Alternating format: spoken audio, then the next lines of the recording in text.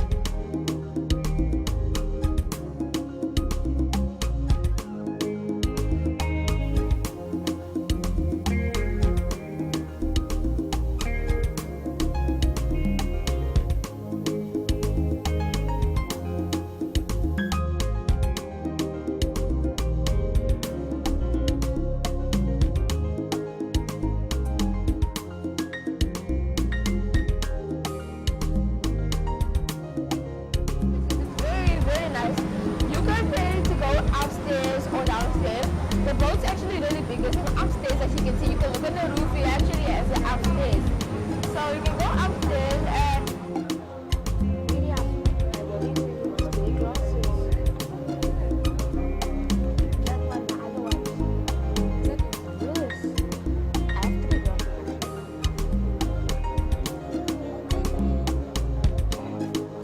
the sea wouldn't be rough. thank you for your information. And you know these birds over here, they're called comrades. Comrades. You know the poo of this bird's egg is being used as a combining component for the women's cosmetics. So when we came in, I thought it was penguins because they look like penguins. No, it's birds. They call them comrades. So people loving Robben Island. Only the people that maintain the island, and any people living on Robben Island who work for the island. Like most of the people on the blue sweaters you will see. Amazing. It's easy to talk to other people you don't know, you know that? It's very easy. You don't have to be shy. At first I was shy like, hello, scared of people when talking. Our dogs, our stuff.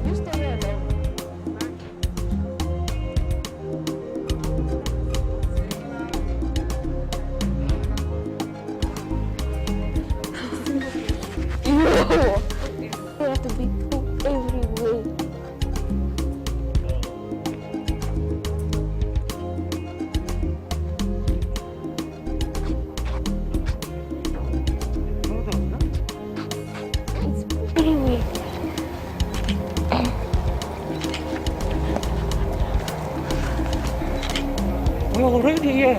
Yes, you're already here. So guys, as you can see, we've made it. Here's pictures from the first prisoners to be kept here in Robben Island. And this was the first prisoners arriving on Robben Island in 19. So you can see this is the first people to ever come on Robben Island. Like the prisoners, they were the first people to come here and step inside Robben Island in 1962. So in this history, as you can see, this is a history. So we're gonna go inside and go discover more of Robben Island. So guys, can you please follow us so we can go? Okay, so let us go. Good morning once again to all our visitors that have just arrived on the island to do their tour. Please proceed straight down to the far end of the quay. Please proceed straight down to the far end of the quay where you'll be met by your tour guides. You're kindly advised to please follow all COVID-19 regulations. Please wear your mask at all times. Please wash and sanitize your hands. And please follow a safe social distance. Please proceed straight down to the far end of the quay where you'll be met by your tour guide. Thank you.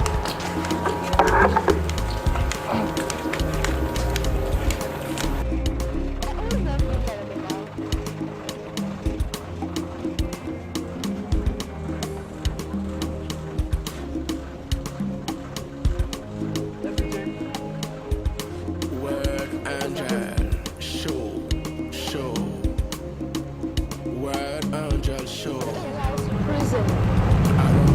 That is one of the most main things that reason What why is we're this? here. This looks like a mosque. It's like a church. No, it was a war. That looks like where people can play around. There's the other people. No one lives here that is normal people like us. They see people here. The people who live here are workers. That's what it said. As the bus stop of where we reached our destination. Good morning. Good morning. How was your boat trip? Was good. That's nice. Now, I was informed that you're going to start your tour first in the prison, okay? And that tour will be done by an ex-political prisoner. It's a person that has been in prison on this island, okay, for a certain amount of years. Then after your prison tour, you'll be doing a bus tour, okay, and around the island. You first do prison tour, then a bus tour afterwards, okay? So when it doesn't park the bus, please take all the stuff with you because you might be using any different bus when you come out of prison. Okay, and please stay together as a group, okay? That prison is very big, there's 8 sections. So when you get lost in that prison, you might come out after 27 years. Okay? So please stick together, okay? So when it doesn't park the bus, please wait next to the bus. Okay? That's how Nelson Mandela stayed in. Everybody keeps staying there. That other guy on the boat said you're gonna enjoy your ride. You're gonna stay there for 27 years.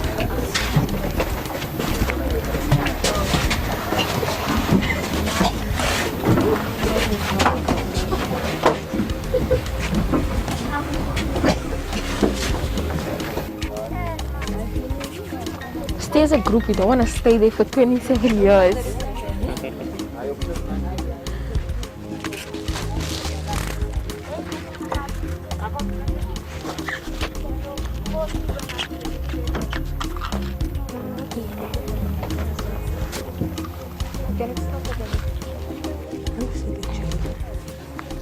Me too, I've never been in jail before.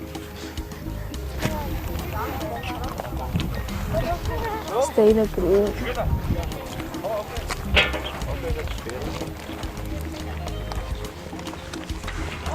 So this is the jail. It looks like it's just a normal house. Doesn't look like a jail to make the criminals scared.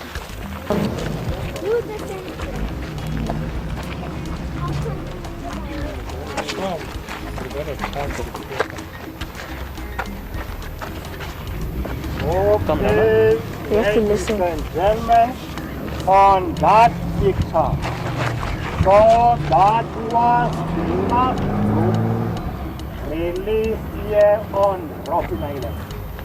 They were released on 27th of April, 1991.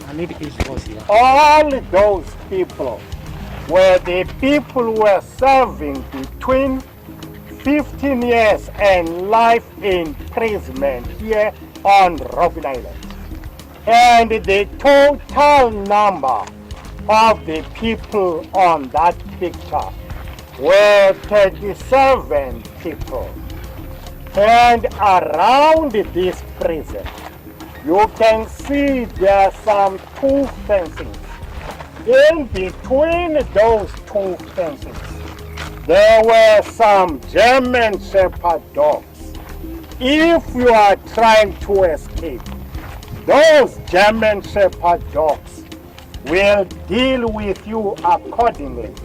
And those German Shepherd dogs were used in the lime and stone quarry to victimize us as political prisoners.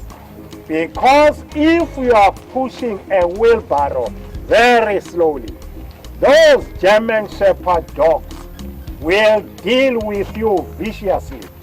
And in front of us, we have a grave over there. So there were some human bones who were discovered 18 months ago. A person who died here on Robben Island. He was buried there secretly. So let's proceed that way. Doesn't it just stink?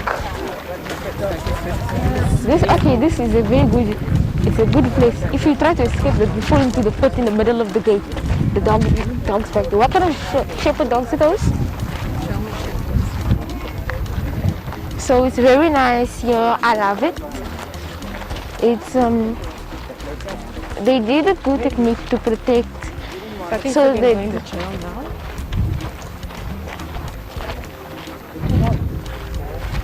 So I think we're going to jail. That must be the lunch table. It's from old time style. It's very old.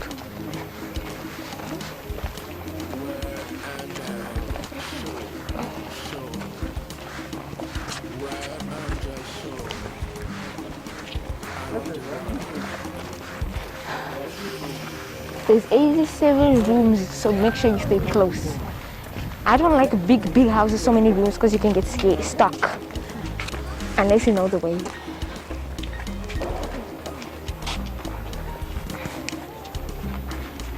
Whoa.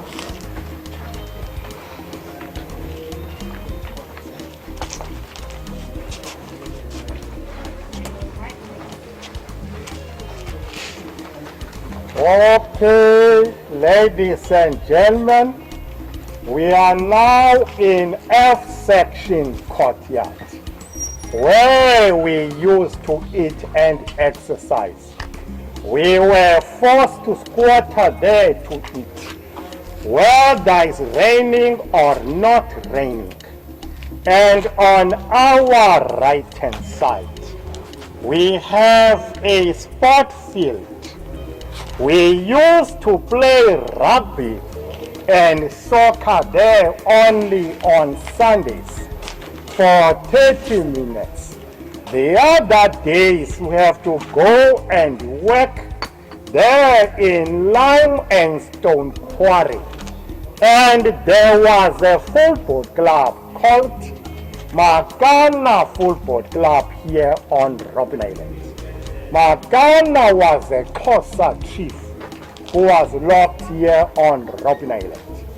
He tried to escape and he swam, but unfortunately he was drowned on the sea.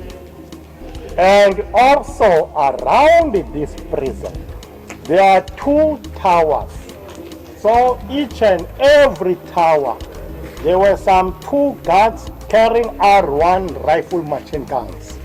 So they were waiting for any inconvenience that may happen here on Robben Island to shoot and kill. So let's proceed inside.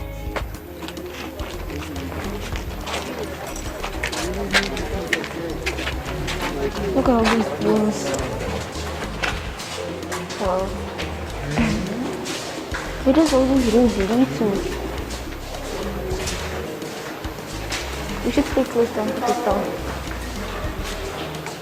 It's like a jail, the windows.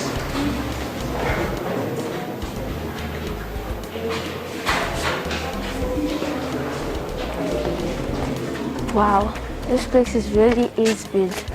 I thought it was small because of only those four. There's even more room. So we're just gonna follow in the line.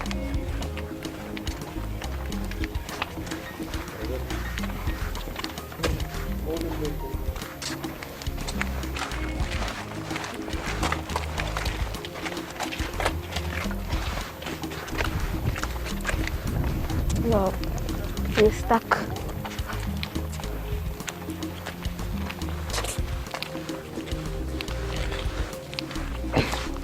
There's a million rooms here. Don't go deep.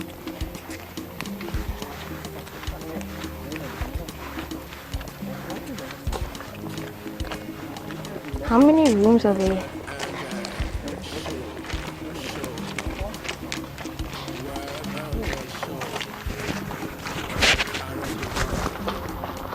Miriam, talk to me. Everything still comes on the camera.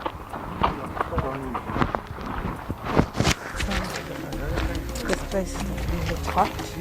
See, very secure.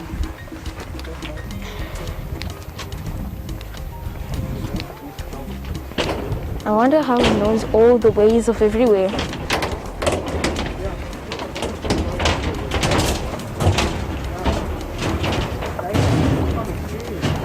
He practically knows the whole place out.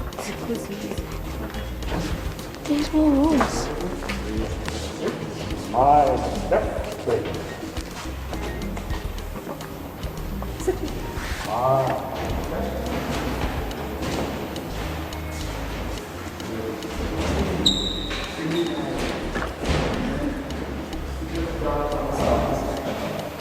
So this is where they stayed.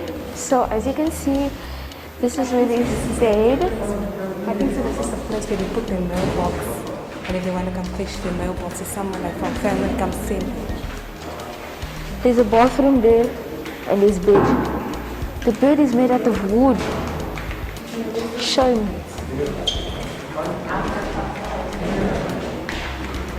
One will sleep here. And the bed's made out of solid wood. Yo. Look at what they would sleep on. Miriam. So they sleep on those solid wood. As you can see, the beds are made from solid wood. I feel a pity for them that they had to sleep on solid wood. Comfortable bed. It does. I don't think there's even blankets. So you can see it's a little high bunk bed and it's old. And it is like these windows behind the bars. It's all just one room with only just these and the chairs. They wouldn't be able to with bars. So there will be no chance. The boy at the age of 80 was killed in action against the Romans a year later. So this was there. I don't know how they were actually living. If it didn't actually break, and I don't know how the full body extent because lay on the bed. Yeah, so let's go see in the other rooms. So we'll be going to the next room soon enough.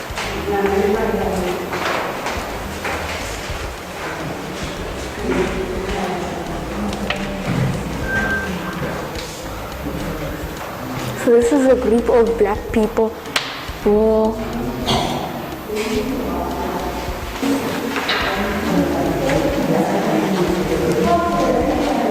Miriam, see how they're bathing? I feel a shame and a pity how they had to live. A South African ranger in Namibia performs his alterations with the aid of a servant. So for the white people to bath, they were using, that time did not have experience like ours, so they were using black people as slaves to pour water on them and stuff like that. This is where the white people attacked the black people who attacked the slaves.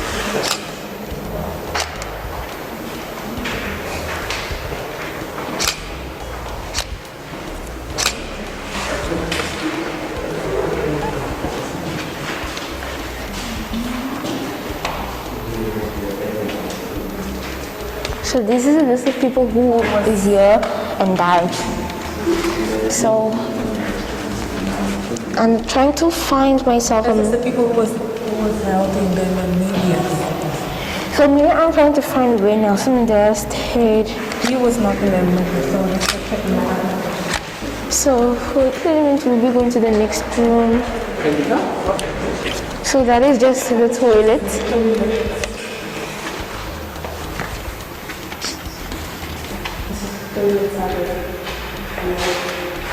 Wow.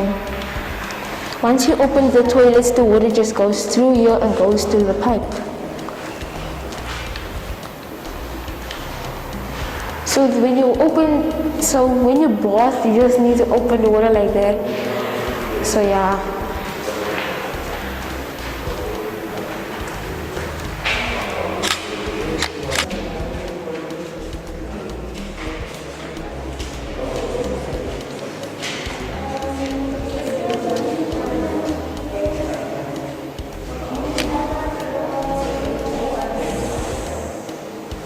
Yo, look at what I had to be whipped with.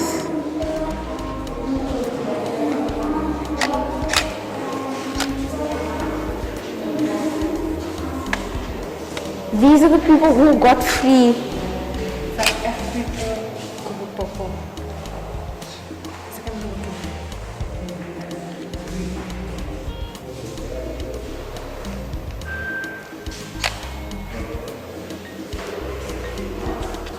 Simon Castro, Simba.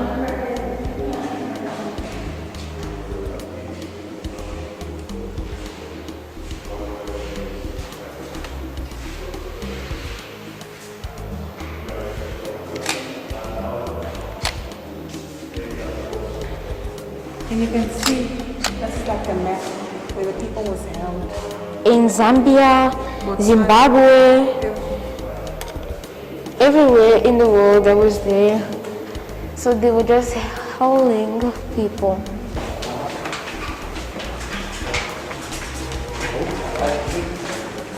Miriam, we should go in We're this. gonna see now some of the last person, so we're gonna ask about that.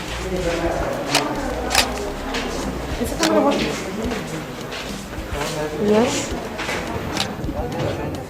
We're going back. No, I just see now some of the last person.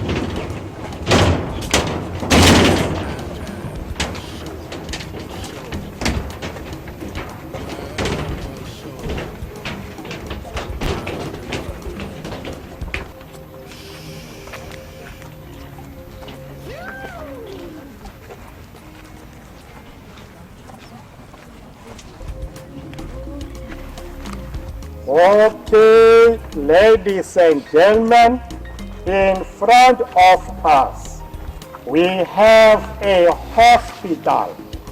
It's where those who were very mentally sick were locked. They were brutally beaten and tortured by the security police in detention. And they were brought in that hostel section in order to get their medical observation. Even now, there are still some other political prisoners who are still mentally sick, but there is nobody who is taking care of them. Some of them are unemployed and homeless. So let's proceed.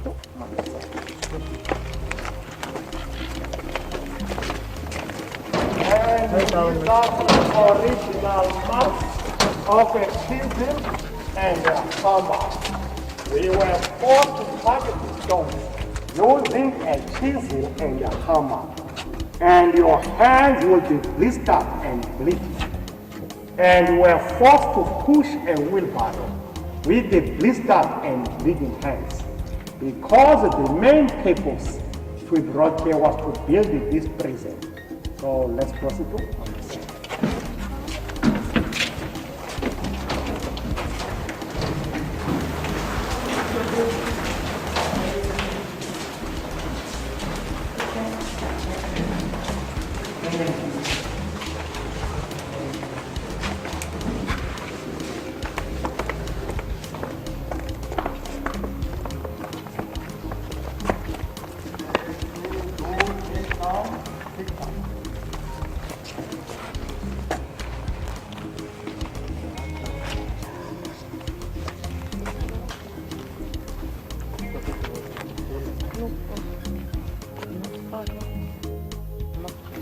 where people like Nelson Mandela used to eat and exercise.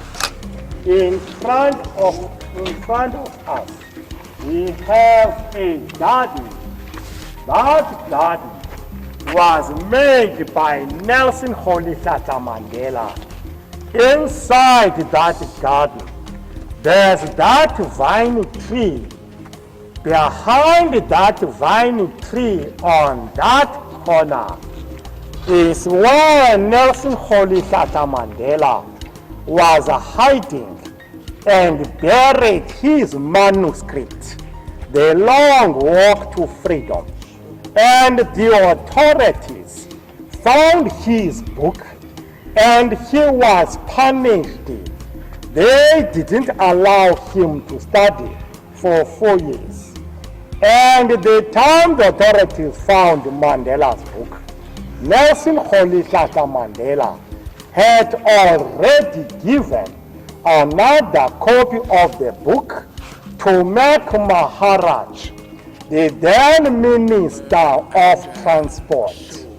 Mac Maharaj was due to be released in 1976, and he smuggled the book outside the prison. And the book was read all over the world. Surprisingly, after our democratic elections of 1994, Nelson Rolihlahla Mandela elected Mac Maharaj as the Minister of Transport because he was good on transportation of information. So let's proceed to Mandela cell. Mandela cell is the fourth cell on your right hand side. And also inside Mandela cell, there are 3 folded blankets. As political prisoners, we were forced to fold our blankets the way they showed us. If you have folded your blankets in a different way, your authorities will lock you in solitary confinement. They will beat you using shambles, punches, whipping, and also kicking you. So Nelson Mandela spent only 18 years in that cell. After 18 years, he was deported to Portsmouth prison, where he spent 7 years. And after 7 years, he was deported to Victor Foster prison, where he spent 2 years. And where he was released in 1990, 11th of February. So Nelson Mandela spent 27 years in prison in total. And the size of Mandela cell is 2 by 3 meters square. So Mandela cell is the 4th cell on your right hand side.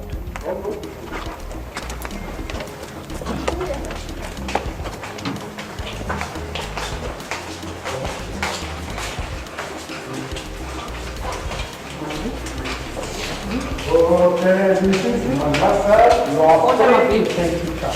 So after taking picture, when you cross straight down, that's it.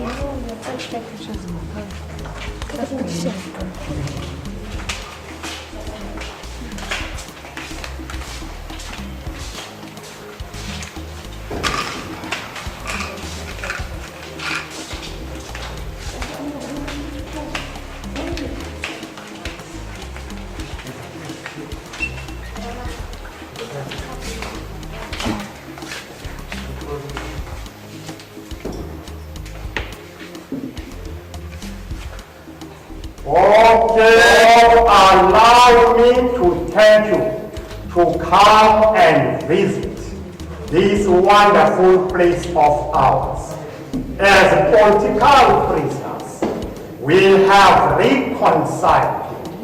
We cannot have grudges to those people who have victimized us, because all those years had fought for peace. And now we have achieved our democracy. To show that we have reconciled, most of us are staying here on Robben Island, and also myself. and those that victimized us here on Robben Island. We are now friends. And also we thank the international community. Their contribution that they made during our struggle by supporting us militarily, financially, morally, and spiritually. On that note, I thank you. May God bless you to proceed with the bus, which will take you around Robben Island and see places like Light and Stone Quarry, Soboquest House, and other places. I thank you now, you are released.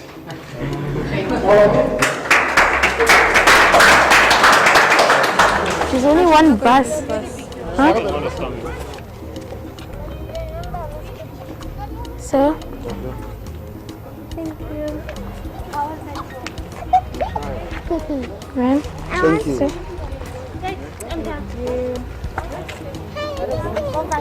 Ma'am? Thank you. Oh, thank you.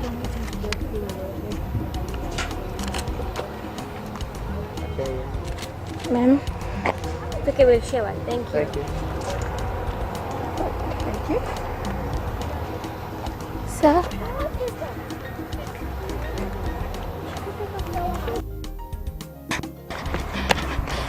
Okay, welcome to the second part of the tour. My name is Alan, my colleague name is Andre.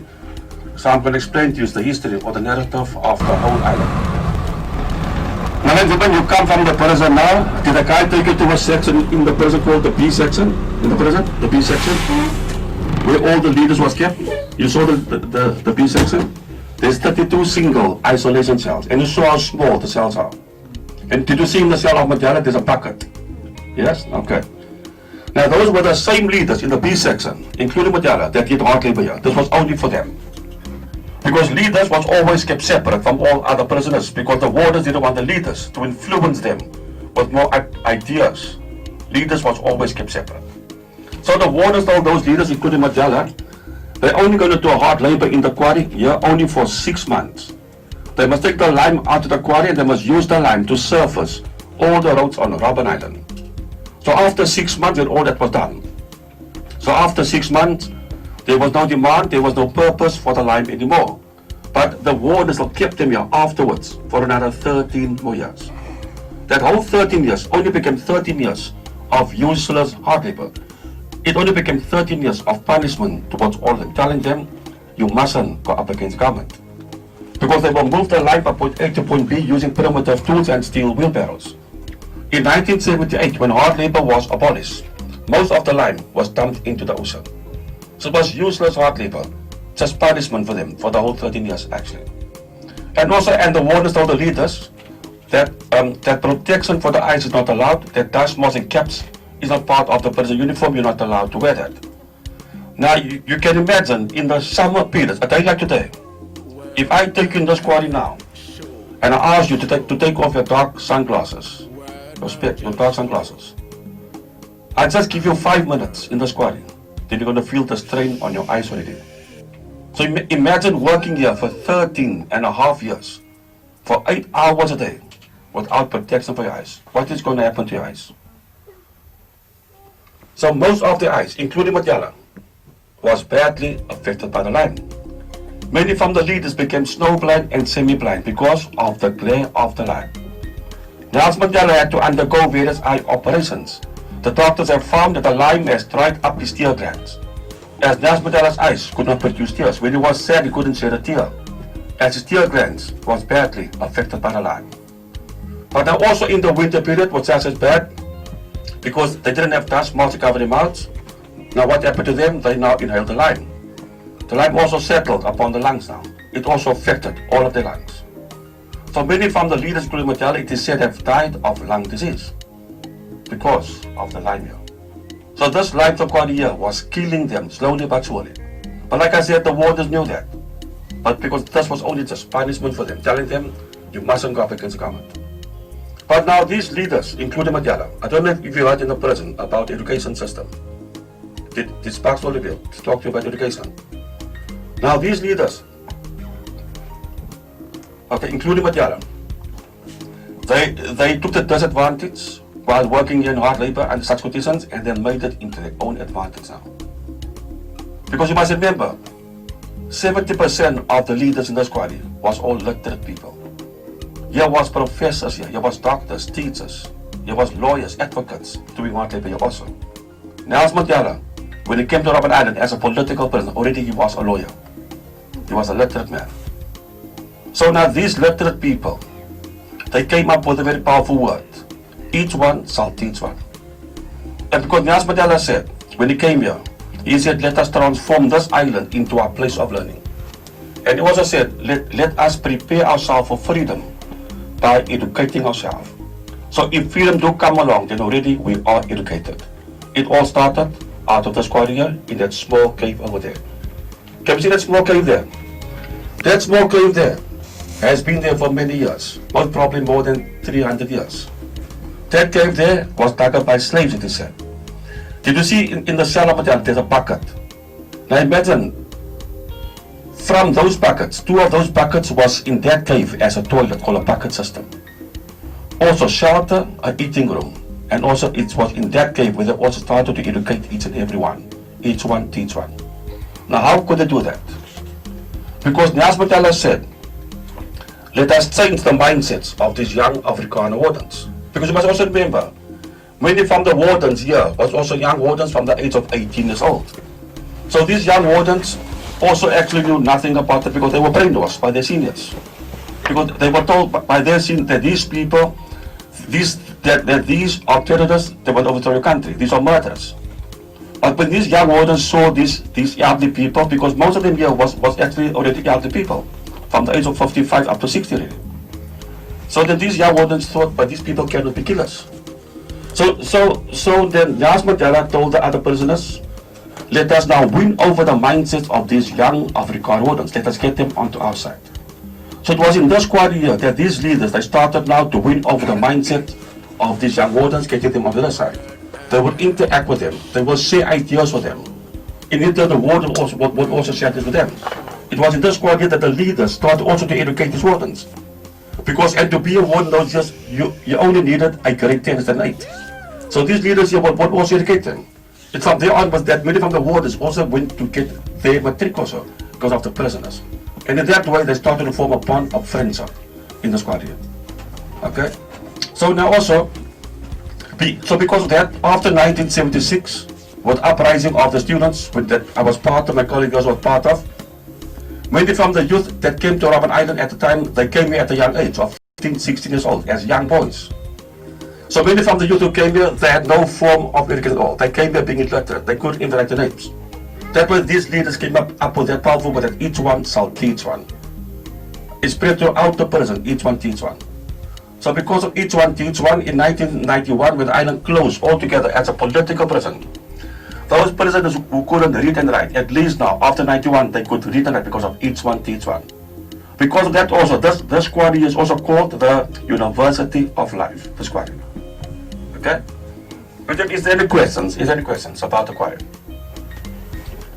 Yes. So how did that cave manage to be there for a very long time? It does not even collapse. Not because that, like I said, it was the slaves, and also we don't allow people to enter the cave. Okay, so there was no destructive. That's why we don't allow people to go in the quarry anymore. So, because in the past people we allow walking tours, the passes to enter there. But because the passes and the chemistry and the lime is black, it's so black color shade over there. Now that's because of the fumes of the vehicles. So that's why we don't allow vehicles in the quarry, because we want to preserve this, okay, for future generations like yourself, okay.